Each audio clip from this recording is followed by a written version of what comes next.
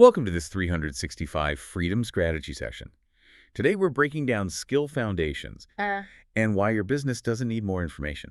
It needs more reps. Precisely. And I think we need to set the stage immediately for everyone listening today. Yeah, let's do that. Because this isn't, a casual chat about learning new things or some philosophical debate about online education. Right. This is an operational audit. We are definitely putting on our consultant hats today. Absolutely. We're assuming the role of external auditors coming right into your business, sitting down across the desk from you, and looking at the actual mechanic of how you are building your operation. Or how you aren't building it. Exactly. How you aren't building it because you're stuck in a very specific, very common trap. Yeah, we are working from a specific set of strategy documents focused on the architecture of foundational skill repetition. It sounds super technical. It does sound technical, and it is, but the core thesis is something that is going to feel deeply personal. It might even sting a little bit for some folks. I mean, I'll be honest, it definitely stung for me when I reviewed the briefing. Yeah. It felt like someone had been secretly watching my browser history for the last 5 years. I think a lot of people are going to feel that way because the thesis is simple, but it's devastating. Let's hear it. The modern entrepreneur suffers from information obesity, but execution starvation. Information obesity. Yeah. Let's just hold on that image for a second. Yeah. Because it's visceral. It really is. It implies we're bloated, Yeah. sluggish, we've consumed way too much, but we haven't burned any of it off. That is exactly the medical analogy we need here. We have access to just infinite calories of knowledge today. Podcasts, courses, YouTube tutorials. Mentorships, white papers, you name it, and we consume it voraciously. Right. Yet when we look at the metabolic rate of the business, Right. the actual output, the revenue, the shipping of real products, it's stagnant. So the pivot we're exploring today is how to move from just collecting all this potential energy to actually releasing kinetic energy. And the mechanism for that release isn't a better strategy. It never is. Or a smarter business plan, it's repetition. Repetition. The unsexy, boring, repetitive motion of actually doing the work. Correct. So let's unpack this. We need to start with the diagnosis. If we're acting as doctors or consultants, we have to look at the symptoms first. Right. And the source material outlines a very specific client profile. I want to walk through this slowly because I have a strong feeling a lot of our listeners are going to see their exact reflection in the mirror here. Let's look at the symptoms. Okay, so the text describes someone who has notebooks full of ideas, digital courses they have literally never finished, and a long list of skills they thought they should learn. The should list. Oh, man. That is the absolute killer. I see this constantly with founders. Same. It's always, I should learn Python. I should master TikTok ads. I should understand the nuances of corporate tax law in Delaware. Exactly. And the source notes that for this profile, everything felt big, complex, and totally out of reach. This profile is labeled the Overthinker. But let's pause on that notebook full of ideas for a second. Sure. Why do we do that? Why do we buy the course, spending $500, $1,000, sometimes way more, and then never even log in? It's a great question. I mean, I have a folder on my hard drive right now called Learning that is basically just a graveyard of PDF receipts. It's a really fascinating psychological mechanism. We need to analyze why we actually make that purchase. It's not to learn, is it? Usually, no. We buy the course not because we want to do the work, but because we want to reduce our anxiety. Reduce anxiety. Okay, explain that. Well, you feel anxious about your business not growing, right? Yes, sir. You feel a complete lack of control over your outcomes. Yeah, that's the default state of entrepreneurship. Right. So the act of buying the course feels like a solution. It feels like you're making progress. It's what behavioral psychologists call productive procrastination. Exactly. You're doing something that looks like work, it's related to the work, but it isn't the actual work itself. When you enter your credit card information, you get that hit of dopamine. You feel responsible, you feel prepared, you tell yourself, okay, I have acquired this knowledge, I am now safe. But you haven't built a skill, you've just acquired the library card. That's a perfect way to put it. And because you have the library card, you trick yourself into feeling like you've already read all the books. But you haven't. You haven't read a single page. And that leads directly to the accumulation problem. Right. You stack all these courses and ideas up, and suddenly, like the source points out, everything feels completely big and complex. That's the big and complex trap. Think about the biological response to that. If you look at your business and say, okay, to succeed, I need to be a master copywriter, a master at Facebook ads, a master at product fulfillment, customer service, and legal compliance. All at the same time. All at once. What does your brain naturally do? It shuts down completely. It's just paralysis. Yeah. It's way too much signal. It's the deer in the headlights response. Mhm. The mountain is just too high to climb, so you don't even bother putting your boots on. You retreat to what's safe. Yes. And for the overthinker, what is safe? Research. Research. You go right back to the notebook. You write down another new idea. You enter the cycle. Let's define that cycle clearly, because the source material implies a loop here. Mhm. A really vicious feedback loop. Let's break it down. It starts with an idea. Right. I want to start a business, or I want to launch this specific product. That's the spark. It's exciting. And then it moves to research. Which is necessary, strictly speaking. You obviously need to know the landscape. Sure. But in this cycle, the research becomes infinite. You research until you find out exactly how much you don't know. Right. You start with how to sell coffee online. And 3 hours later, you're deep reading about global supply chain logistics, the climate change impact on Arabica beans, and international trade tariffs. Which inevitably leads to overwhelm. Oh no, I need to learn supply chain management, and import taxes, and professional barista skills, and e-commerce web design. The cognitive load just spikes right through the roof. Which leads to the next phase, stalling. You stop. You completely freeze. The brain says, this is dangerous, this is way too hard, it's going to consume too much energy. Abort mission. And then to relieve the pain of stalling, because stalling feels like failure, we need a new hit of dopamine. So you get a new idea, and the entire cycle restarts. Maybe I shouldn't sell coffee. Maybe I should write a book about coffee. And then you research the publishing industry, you get overwhelmed by the prospect of finding a literary agent, you stall out, and you move on again. It is exhausting just describing it out loud. It's like watching someone run full speed on a treadmill, sweating profusely, but they haven't moved a single inch forward. It's high energy, high stress, but zero actual displacement. But I have to ask, is research really the enemy here? I mean, blind action seems just as dangerous. If I just run out into traffic, that's action, but it's clearly not smart. That is a very fair pushback. Research isn't the enemy. Uncapped research is the enemy. Uncapped research. Research without a defined exit strategy is the enemy.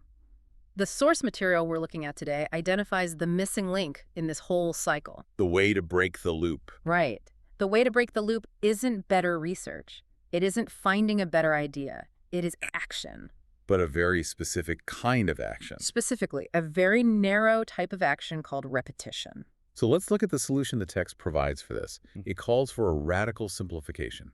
The exact phrase used is, so we stripped it down. Stripped it down. I want us to really consider that phrasing for a minute. It's aggressive. It is a violent phrase, operationally speaking. It implies removal. It implies loss. It literally means throwing things away. It means ignoring things that you genuinely think are important. Which is terrifying for an entrepreneur. We deal with so much FOMO, fear of missing out. If I strip everything down, aren't I missing a massive opportunity? You are, and you have to be okay with that. The source states, most people think success comes from mastering every skill at once. It never does. There's this pervasive myth of multitasking in skill acquisition. We think we have to be a Renaissance man or woman from day one. We look at someone like Elon Musk or Oprah, and we see 50 different high-level skills operating all at once. But we are seeing them at the very end of the movie. We aren't seeing the opening scenes. Exactly. If you look at actual high performers, elite athletes, musicians, successful founders, they didn't learn everything concurrently. They learn sequentially. Yes. They stacked those skills one by one over decades of focused effort. This brings up a concept we discussed a bit when we were prepping for this session, just-in-time learning versus just-in-case learning. Oh, this is critical. This distinction is really the linchpin of the whole strategy. The overthinker practices just-in-case learning. Right. They think, I might need to know how to scale a custom database to 1 million concurrent users one day, so I better learn how to do that right now. Even though they don't have a single paying user yet. Precisely. They are essentially tacking for a trip to Mars when they haven't even walked to the corner store. That is just in case. And it fills your brain with a cognitive load that you literally cannot apply. And here's the actual science of it. Information decays. It rots. If you learn something today, let's say you take an extensive course on advanced technical SEO tactics, and you don't use it for 6 months, what happens? You forget all of it. Yeah. Or Google changes the algorithm and the information is completely obsolete anyway. Exactly. You wasted that time. You wasted that precious mental energy. It is just inventory rotting on the shelf in your mind. So you're saying I shouldn't learn how to file my complex corporate taxes until it's actually tax season? Basically, yes. Or at least until you actually have some revenue to tax. Why occupy your valuable brain space with that stress right now? Why solve a problem you don't even have yet? Exactly. Just-in-time learning. Just in time is saying, I need to send an email to 5 prospects today. I don't know how to write a good subject line. I will learn how to write a subject line right now, and then I will immediately do it. The latency between the learning and the application is effectively zero. 0. The source explicitly says, focus on one foundational skill they needed for their next step. Not the 10th step, the next step. But that requires a massive amount of discipline. It requires what I call the discipline of ignorance. The discipline of ignorance, I like that. You have to be willing to be bad at the other stuff for a while. You have to be willing to look in the mirror and say, I don't know how to do SEO yet, and that's perfectly okay, because my next step is just calling 3 prospects on the phone. That is extremely hard for high achievers to swallow. We want to be highly competent at everything immediately. We tie our entire identity to competence. Which is exactly why so many high achievers struggle to start their own thing. They are so used to being the competent expert in their corporate job or their previous field. Being a beginner again is profoundly uncomfortable. It feels like a regression. It feels incredibly risky. But this strategy session is really about embracing that specific discomfort through a very defined method. Let's look at the case study provided in the text. We have a specific scenario here to ground all this theory. It's a client overwhelmed by starting an online business. Right. And notice what they chose to focus on. They didn't choose build a complex website. They didn't choose incorporate the LLC in Delaware. They didn't choose design a custom logo. Those are the things we usually run to because they feel like we're doing business. Playing business, really. The text says the chosen skill was writing a simple, clear message for their audience. Why that skill? Let's interrogate that choice for a minute. Why is messaging the foundational skill in this context? Well, if you can't articulate what you do and who it's for, literally nothing else matters, right? Right. You can have the best, most expensive website in the world, the sleekest logo, the most robust legal structure. But if the core message is confused, nobody buys anything. Exactly. It is the upstream constraint. Everything flows downstream from the message. If the message is broken, the ads will fail. The sales calls will fail. The website will fail. It is the lead domino. So they identified the high leverage skill. Now here is where it gets really interesting to me. The text describes the timeline of repetition. It says, at first it was clunky. Clunky. I love that word so much. It's so descriptive. It is. It feels like driving a car with a manual transmission for the very first time. You're stalling out, you're jerking forward, you're grinding the gears horribly. It's embarrassing. You feel totally exposed. And this is the valley of despair where most people just quit. They interpret clunky as, I am bad at this. Or this just isn't for me. Or I don't have the natural talent. They treat the physical feeling of awkwardness as a giant red stop sign. But the strategy here argues that clunky isn't a failure signal at all. No, not at all. Yep. From a purely neurological perspective, clunky is the physical evidence of learning. It is evidence of new neural pathways actually forming in real time. If it feels smooth and easy, you aren't learning. You are just reciting. You are accessing a pathway that already exists in your brain. When you are struggling, when you're searching for that right word, when you are rewriting that same sentence for the 5th time, that is the friction that creates the spark. Can we break down Myelin for a second? Because I hear that term thrown around in high-performance coaching circles a lot. Yeah, absolutely. Yeah. Think of your brain like a massive tangle of electrical wires. Okay. When you do something brand new, like trying to write a compelling sales message for the first time, the electrical signal has to jump across a raw, completely uninsulated wire. So the signal leaks. Exactly. It leaks, it's slow, it's clunky. Yeah. That is exactly why you feel awkward. That's why you type slowly. That's why you stutter when you try to pitch. It's like trying to write your signature with your non-dominant hand. The signal just does not want to go there smoothly. Spot on. Every single time you fire that circuit, every rep, every time you force yourself to sit down and write the sentence, your body naturally wraps a microscopic layer of insulation called myelin around that specific wire. Myelin is basically a fatty substance that acts like rubber insulation on a copper wire. The more myelin you build up, the faster and stronger the signal travels. And eventually, the wire is super insulated, the signal zips across instantly without leaking, and we call that talent or mastery. But you cannot get the myelin without going through the clunky phase. It's biologically impossible. So if you're feeling clunky, you're actually doing it right. Yes, you are physically upgrading your brain's hardware. If you aren't feeling clunky, you aren't growing. You're just coasting. You are effectively driving on a neural highway you built 5 years ago. You aren't paving any new roads. The source continues on this timeline. By the end of week 2, something clicked. 2 weeks. Let's really pause on the duration there. That is not a long time. In the grand scheme of a 10-year career, 2 weeks is a literal blink. It's nothing. It isn't. But when you are in the messy middle of those 2 weeks, it feels like an eternity. Day 4 of clunky feels like you are never going to be good at this. Day 8 feels like a complete waste of time. You have to persist through the total silence of no results.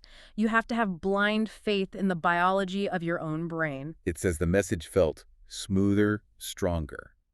More theirs. More theirs. I really like that phrasing. You can't mimic your way to a unique voice. You can't template your way to a clear, resonant message. You have to grind through the reps until your actual voice emerges. It's like breaking in a stiff pair of leather boots. You can't pay someone else to break them in for you. They won't fit your feet. You just have to walk the miles yourself. And the key takeaway here, and I want to really underscore this for everyone listening, is that you cannot think your way to a smooth message. You can't just sit in a quiet cabin in the woods, think really hard for 3 days straight, and come out with a perfect marketing message. No, you can only rep your way there. You have to write it, hate it, delete it, write it again, say it out loud, stumble over the words, and fix it. That is the architecture of skill repetition. Action-informed strategy, not the other way around. So how do we actually implement this? We've got the diagnosis, we've got the pivot, now we need the mechanics. The text gives us a very specific methodology. It's surprisingly simple, almost deceptively so. It says, practice it for 10 minutes a day. 10 minutes. Just 10, not an hour, not a grueling deep work 4-hour block. Why 10 minutes? Is that really enough time to build a solid business foundation? It honestly sounds a little too good to be true. There are several very strategic reasons for this specific number. First, it completely removes the time excuse. Everyone has 10 minutes. Everyone, and I mean everyone, from the Fortune 500 CEO to the single parent working 2 jobs has 10 minutes. If you say you don't have 10 minutes, you are simply lying to yourself. So it eliminates that first psychological barrier to entry. Right. It's really hard to procrastinate a 10-minute task. You can't say, I'll do this weekend when I have more time, because you literally have the time right now. Second, it bypasses the brain's ingrained fear response. How so? If I tell you, you need to write sales copy for 2 grueling hours today, your amygdala lights up like a Christmas tree. It perceives a massive threat. It perceives pain, it perceives a massive energy expenditure, so you subconsciously avoid it. You suddenly decide you need to deep clean the kitchen instead. But if you say, just do 10 minutes, the brain says, oh, okay, I can survive 10 minutes. That's just 2 commercial breaks. I can tolerate that. It's the floss of one tooth method of habit building. Lower the bar so incredibly low that you cannot fail. Exactly. But there is a caveat here, a really big one. The text specifies 10 minutes of honest focus. Yes. Let's define honest focus. Because I think I've spent 10 minutes working on something where I mostly just moved files around on my desktop or obsessively adjusted the column width of a spreadsheet. That is busy work. That is admin.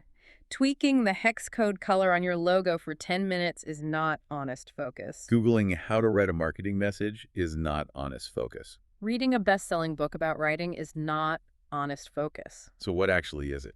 Honest focus means doing the thing itself.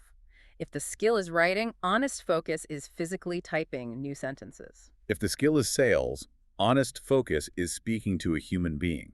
If the skill is coding, it is writing actual lines of code. It is time on task, time under tension. It's the difference between hanging out at the gym, checking your phone on the bench press for an hour, and actually lifting the heavy weight. Precisely. You can spend 2 hours at the gym and get 0 physical results if you spend an hour and 50 minutes scrolling Instagram. 10 minutes of honest focus means the phone is away, the notifications are fully off, and you are intimately engaging with the difficulty of the task. The source also mentions a great phrase, small reps build real capability. Let's do the math on this. We talk about compound interest in finance all the time. but we rarely apply that concept to human skills. Let's break it down. 10 minutes a day is 70 minutes a week. That's roughly 5 hours a month. Now, 5 hours doesn't sound like a lot. If I told you I practiced the guitar for 5 hours last month, you wouldn't expect me to sound like Jimi Hendrix. No, you wouldn't. But you have to compare it to the alternative baseline. Which is 0. Most of your competition is doing exactly 0 hours of honest practice. They might be doing 20 hours of reading blog posts about the skill, but 0 hours of practicing the skill. If you do 5 hours of pure practice, pure myelinated struggle, you are infinitely ahead of the person who is just consuming information. You are lapping the people on the couch. This reminds me so much of that famous story about the pottery class. You know the one. Oh, the classic parable from the book Art and Fear. Yes, absolutely. It's definitely worth retelling for anyone listening who hasn't heard it because it perfectly illustrates this point. The teacher split the ceramics class into 2 distinct groups on the first day. Right. Group A was the quantity group. They were told, you will be graded at the end of the semester solely on the physical weight of the work you produce. If you make 50 pounds of pots, you get an A. If you make 40 pounds, you get a B. I literally do not care what they look like. Just make 50 pounds of clay pots. And Group B. Group B was the quality group. They were told, you only have to make 1 single pot all semester, but it has to be absolutely perfect. You will be graded solely on the aesthetic perfection of that single piece. So Group B spends the entire semester planning. They studied clay composition, they argued about aesthetics in groups, they sketched intricate designs, they theorized endlessly, they read books about ancient Greek pottery techniques. And Group A? Group A just immediately started throwing clay on the wheel. They made a pot. It was horribly ugly. They threw it in the way pile. They made another one? It was lopsided. They made another. They were just desperately trying to hit that 50-pound weight quota. And the result at the end of the semester? The teacher looked at the work, and the result is always surprising to the perfectionist mind. The highest quality pots, the most beautiful, perfectly symmetrical, artistic pots in the entire class, all came from the quantity group. Why? Because while the quality group was sitting around theorizing, the quantity group was repping. They were failing fast. Pot 1 was ugly, pot 10 was okay, pot 50 was genuinely beautiful because their hands had physically learned the skill. They had myelinated the circuit through sheer repetition. And what did the quality group produce? They essentially produced a heavy, ugly lump of clay because they never actually let themselves be clunky. They tried to do it perfectly on the very first try, which is biologically impossible. That is such a powerful image. We are all instinctively trying to be the quality group. We're all trying to produce the perfect business, the perfect social media post, the perfect product on the very first try. And as a direct result, we produce nothing. We just have notebooks full of unexecuted theories. This leads us directly into Section 5, the psychology of confidence. Because that's really what stops us, isn't it? It's the root of the stall. It's not that we physically can't type on a keyboard for 10 minutes. It's that we don't feel ready. The source has a quote that I genuinely think should be painted on a billboard. Skill confidence grows from reps, not from waiting to feel ready. This creates a direct head-on challenge to the readiness fallacy. This is the backward belief that the sequence of events is feel confident and then take action. That's how we all think it works. Once I feel like a real expert, then I'll post the video. Once I feel like a true CEO, then I'll pitch the big investor. But that completely violates the laws of physics and psychology. You literally cannot feel confident about something you have never done. It is impossible. Confidence is memory. Say more about that. Confidence is just your brain looking back at a historical registry of past successes and saying, we've survived this exact situation before. We can do it again. If there is no registry, there is no confidence. Exactly. So the true sequence is take action, which builds competence, which then produces confidence. Confidence is the lagging indicator. Correct. Confidence is the trophy you get after you play the game. You don't get the trophy before you step on the field. The source insight here is brilliant. Clarity grows from doing, not theorizing. You don't get clear on your marketing message by thinking about it in a vacuum. You get clear by writing it, putting it out there, and seeing that it doesn't work. But what if the action goes wrong? What if I take action and I just completely fail? That doesn't build confidence, does it? Doesn't that just build shame? That entirely depends on how you mentally frame the rep. If you frame the rep as, this must be perfect, or I'm a failure, then yes, failure destroys your confidence. But if you frame the rep as, this is just an experiment, or this is literally just my 10 minutes of practice, then failure is just data. It's just calibration. You don't lose confidence when you miss a free throw in basketball practice. You just adjust your elbow, you say, okay, that was a little too far to the left, and you shoot again. And when you take that action, even a very small one, you generate momentum. The text says, that small rep created momentum they hadn't felt in years. Momentum is mass times velocity. Even if the mass is incredibly small, a 10-minute rep, if you keep the daily velocity up, you become very hard to stop. The overthinker cycle we talked about at the very beginning, that is a static state. It's high energy, high internal stress, but zero external movement. It's spinning your tires deep in the mud. Completing a single 10-minute rep breaks that static friction. And static friction is always higher than kinetic friction. It is vastly harder to start the heavy car moving than to just keep it rolling once it's going. Exactly. The hardest rep is always the first one. The second hardest is the second one. By day 14, by that click moment we discussed, the momentum is literally carrying you. You actually start to look forward to the 10 minutes. It becomes a ritual. It becomes part of your identity. I am the person who writes every single day. So we've diagnosed the problem information obesity. We've offered the strategic pivot, radical simplification, and just-in-time learning. We've looked at the daily methodology, 10 minutes of honest focus. Now, we need to give you, the listener, your marching orders. This is a strategy session after all.